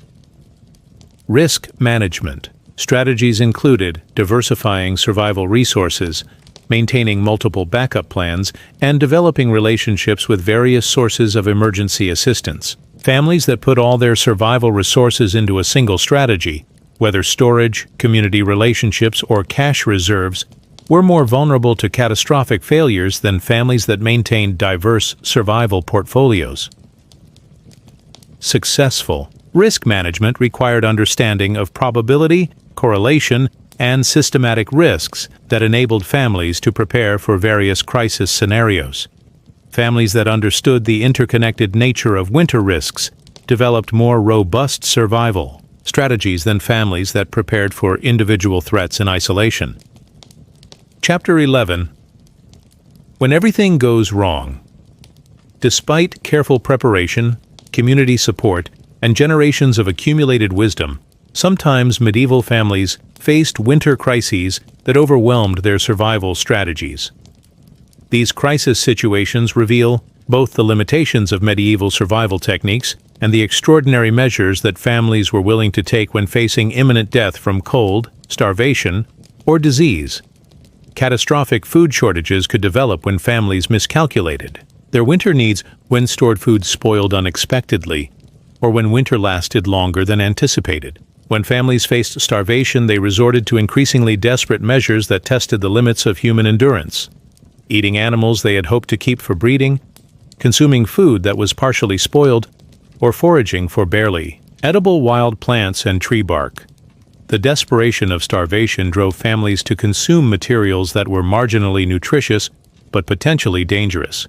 They would eat leather goods after boiling them for hours to make them digestible. They would grind acorns into flour after extensive processing to remove toxic tannins. They would strip bark from trees and boil it into thin gruel that provided almost no nutrition but filled empty stomachs. Some families resorted to eating their seed grain, the grain that was supposed to be saved for spring planting. This represented the ultimate desperate choice between immediate survival and future prosperity. Families that ate their seed grain might survive the current winter, but would have no crops the following year, creating a cycle of poverty and starvation that could last for generations.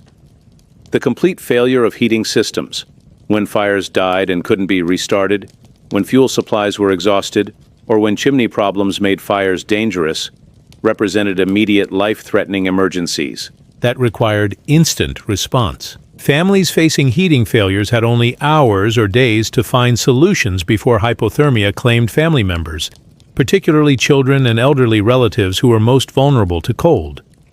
When fires failed completely, families had to seek emergency shelter with neighbors, often overwhelming the resources of families that were already struggling with their own survival challenges. These emergency relocations created difficult social situations, where multiple families had to share limited space and resources while maintaining the cooperation necessary for collective survival. Some families attempted to create alternative heating sources using dangerous improvised methods.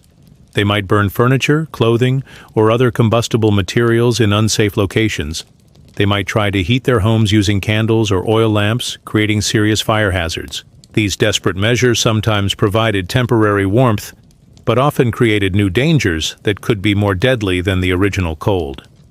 Disease outbreaks during winter months could devastate families that were already weakened by cold and malnutrition.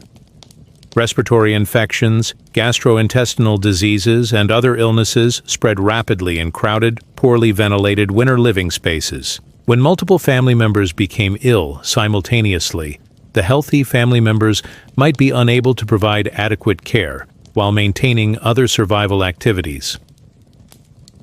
Winter diseases were particularly dangerous because of the compromised immune systems of people who were already stressed by cold and hunger. Illnesses that might be minor inconveniences during warmer months could become life-threatening during winter when bodies were already fighting for survival. Pneumonia, influenza, and other respiratory diseases killed thousands of medieval people each winter. The lack of medical care during winter months meant that families had to manage serious illnesses using only traditional remedies and family knowledge. When these treatments failed, families faced the heartbreaking reality of watching loved ones die from treatable conditions simply because adequate medical care was unavailable during winter months. Severe storms could isolate families for days or weeks, cutting them off from community support and making it impossible to obtain emergency assistance from neighbors. Families trapped by blizzards or ice storms had to survive on whatever resources they had immediately available, often without the ability to gather fuel, obtain food, or seek medical help. Winter storms could damage homes, destroy fuel supplies, and create emergency situations that exceeded any family's ability to prepare. Roofs could collapse under snow loads, walls could be damaged by wind, and heating systems could be destroyed by falling debris. Families that lost their homes during winter storms faced immediate threats to survival. The isolation created by severe storms could last for weeks in some cases, forcing families to survive on minimal resources for extended periods. These prolonged emergencies tested every aspect of family survival preparations and often revealed weaknesses in survival strategies that had seemed adequate under normal winter conditions. Family emergencies, injuries, deaths, or other crises became especially dangerous during winter months when travel was difficult and professional help was unavailable. The death of a primary breadwinner or the injury of someone responsible for essential survival tasks could cripple a family's ability to maintain their survival strategies. When key family members became unable to perform essential survival tasks, other family members had to take on responsibilities they might not be prepared for. Children might have to take on adult responsibilities.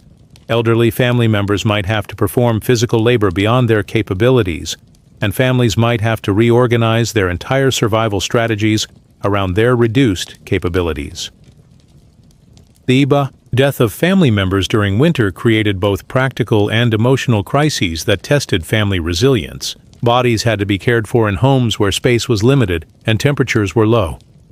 Families had to continue survival activities while dealing with grief and trauma. The loss of family members reduced both the family's labor capacity and their emotional strength during the most challenging times.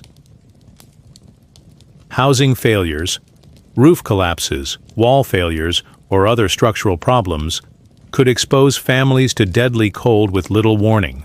Families whose homes became uninhabitable during winter months had to find emergency shelter with neighbors or in community buildings, often overwhelming the resources of families that were already struggling with their own survival challenges.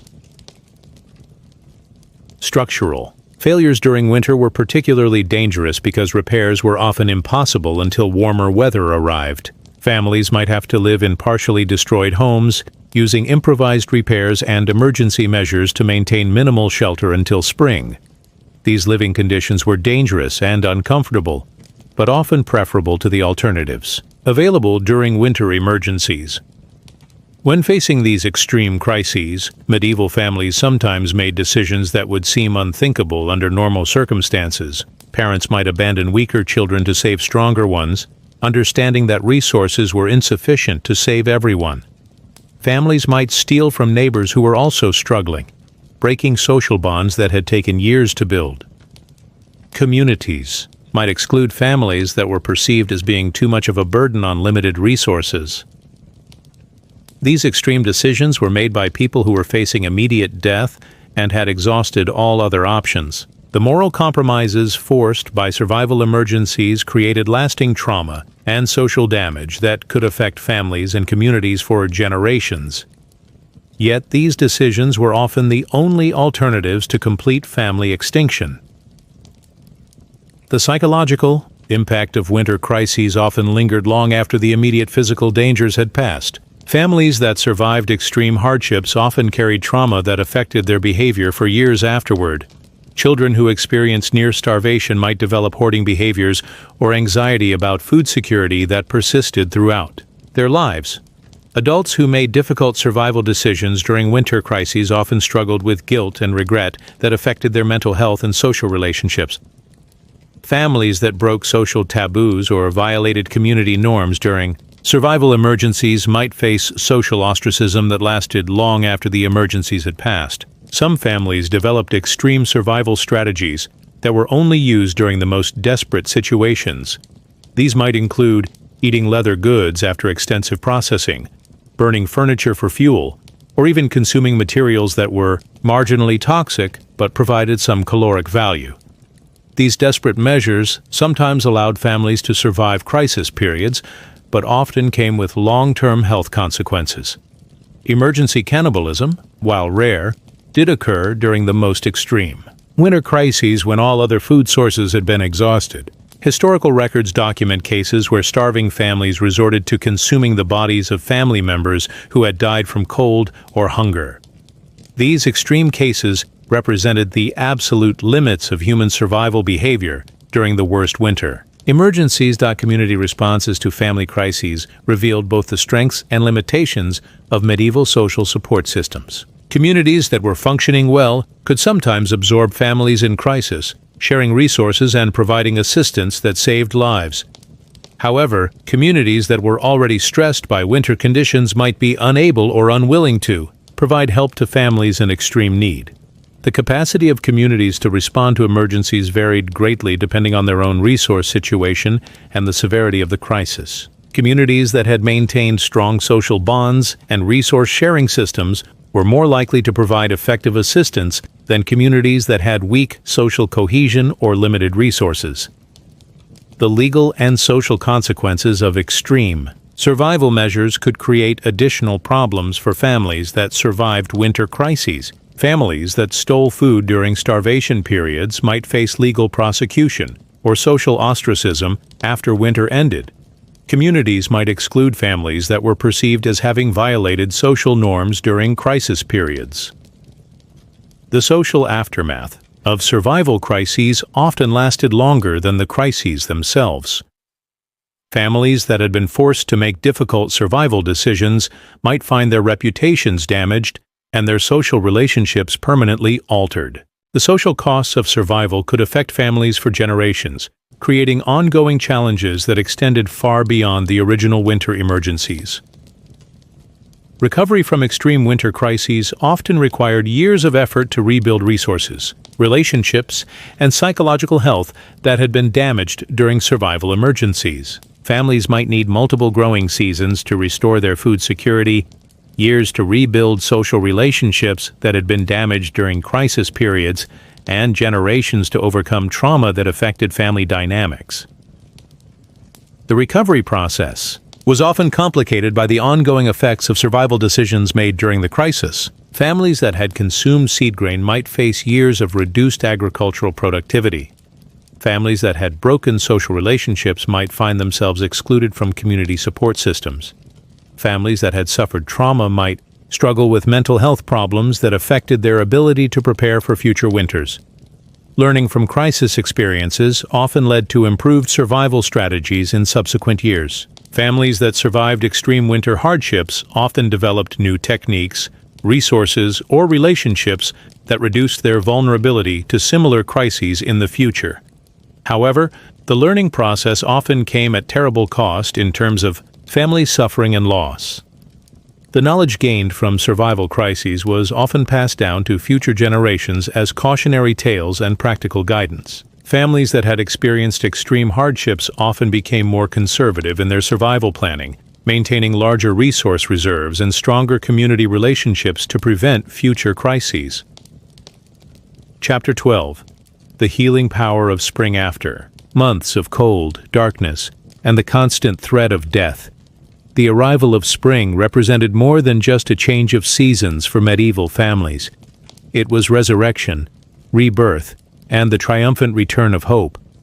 The end of winter wasn't just relief. It was proof that human ingenuity, community cooperation, and sheer stubborn determination could triumph over nature's most deadly challenges. The first signs of winter's retreat were watched for with desperate attention by families who had endured months of hardship.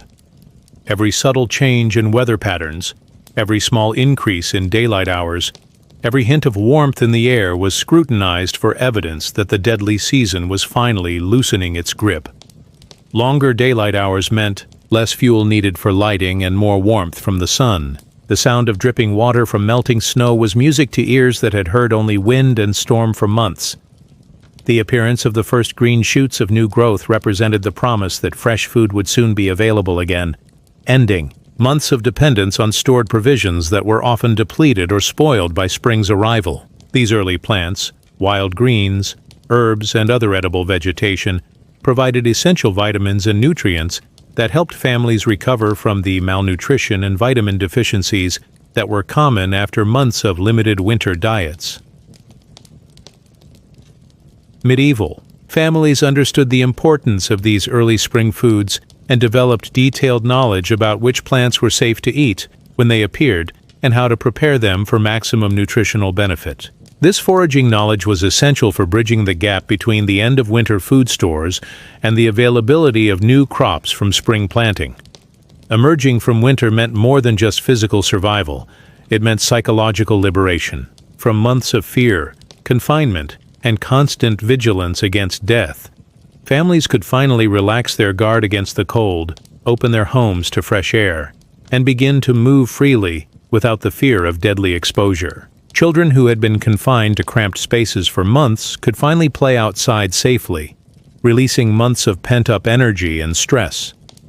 The psychological relief of surviving another winter was enormous, and often led to celebrations and expressions of joy that helped families process the trauma of their winter experiences. These celebrations served important mental health functions, allowing families to acknowledge their survival achievements while beginning the emotional transition from survival mode to normal living.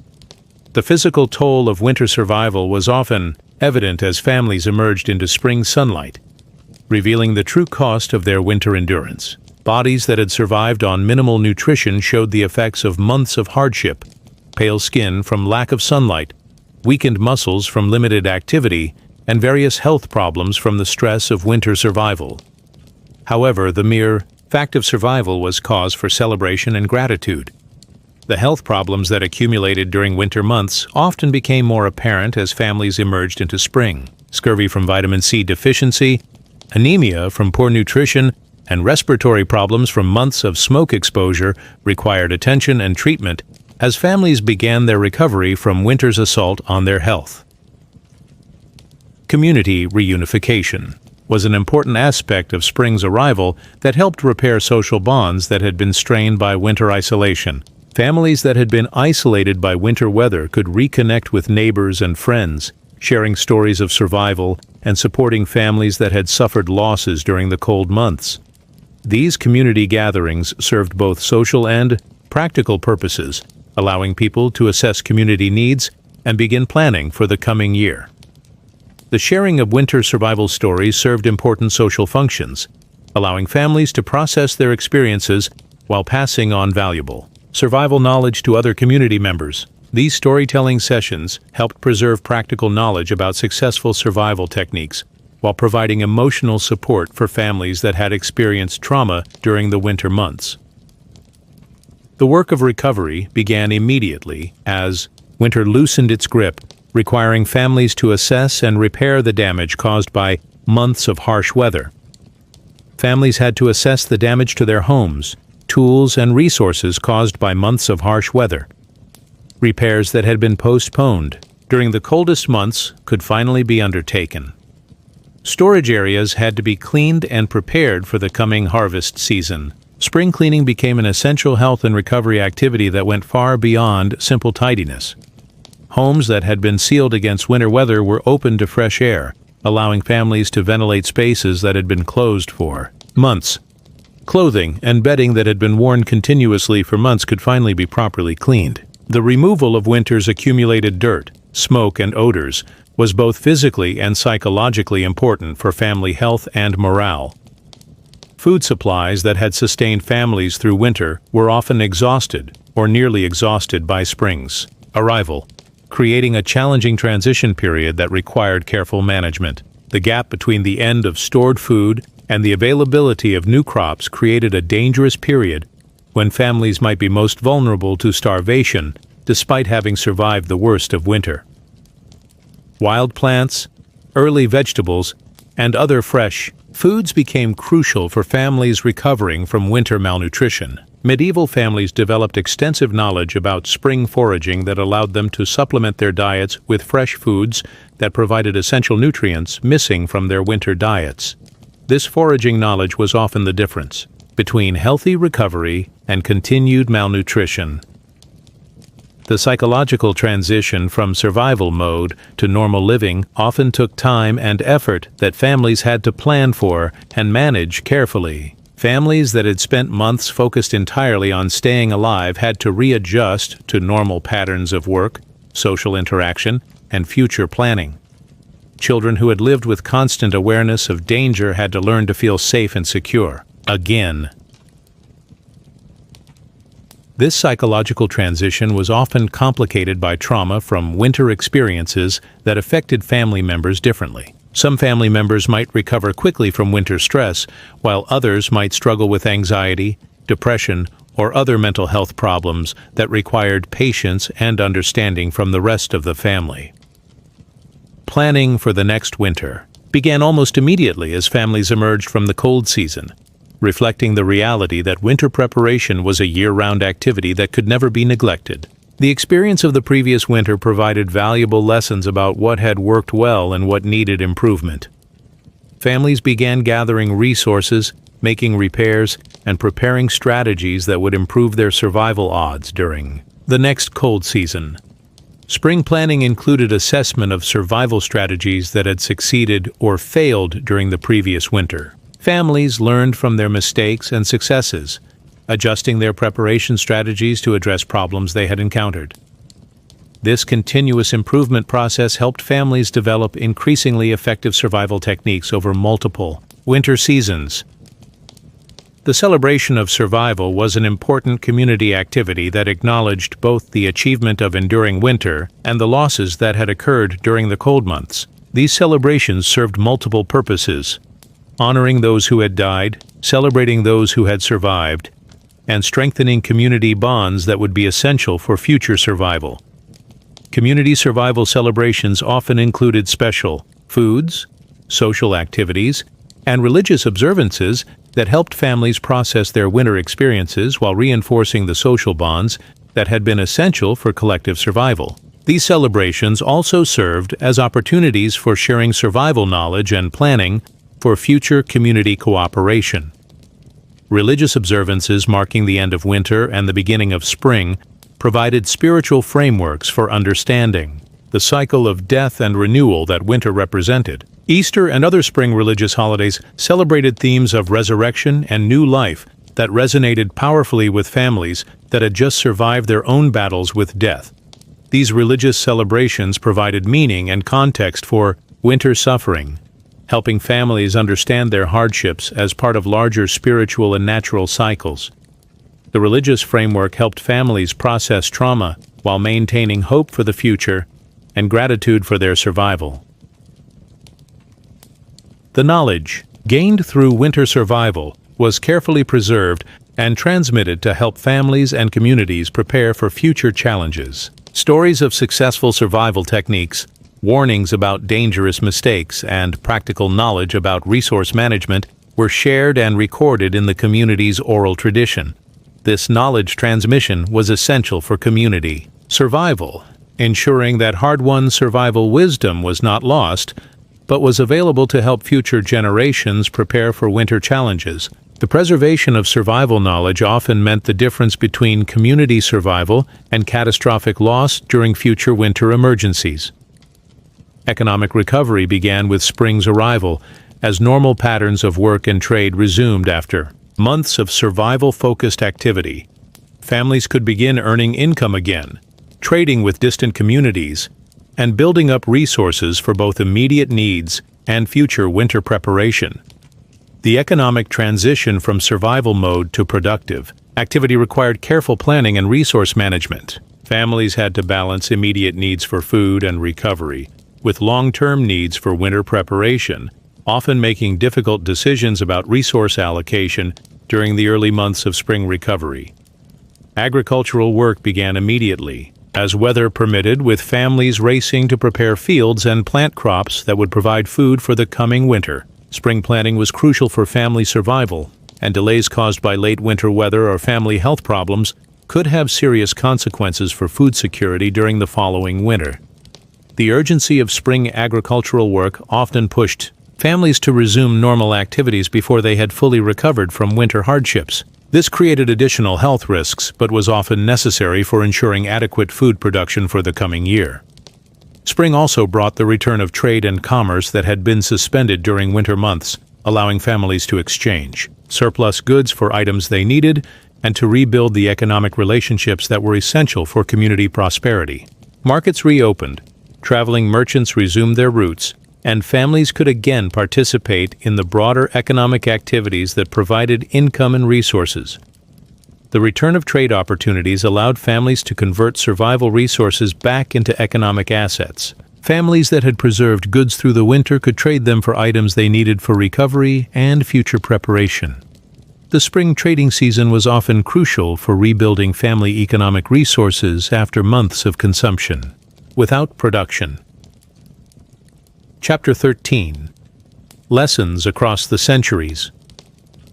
As we emerge from this journey into the frozen heart of medieval life, we find ourselves profoundly changed by the experience of understanding what true survival meant to our ancestors. These weren't just historical curiosities or academic exercises.